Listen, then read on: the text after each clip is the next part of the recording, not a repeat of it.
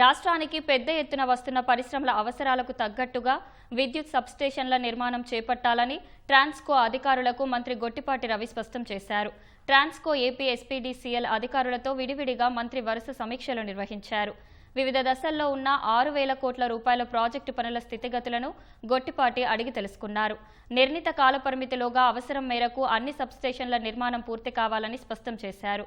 ఎక్కడైనా ఇబ్బందులు ఉంటే స్థానిక ప్రజాప్రతినిధులు అధికారులతో సమన్వయం చేసుకుని సమస్యలు పరిష్కరించుకోవాలని దిశానిర్దేశం చేశారు. ప్రతి 15 రోజులకోసారి పనితీరుపై తనకు నివేదించాలని సూచించారు. లో వోల్టేజ్ సమస్యలు తలెత్తకుండా చర్యలు తీసుకోవాలని ఎస్పీడీసీఎల్ అధికారులకు మంత్రి స్పష్టం చేశారు. ప్రతి సోమవారం డైల్ యువర్ సీఎండీ కార్యక్రమం చేపట్టి ప్రజలకు దగ్గర కావాలని సూచించారు.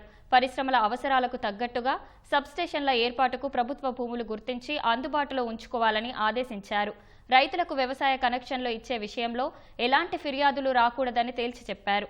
95% సంతృప్తి స్థాయి లక్ష్యంగా విద్యుత్ శాఖ పనితీరు ఉండాలని మంత్రి స్పష్టం చేశారు.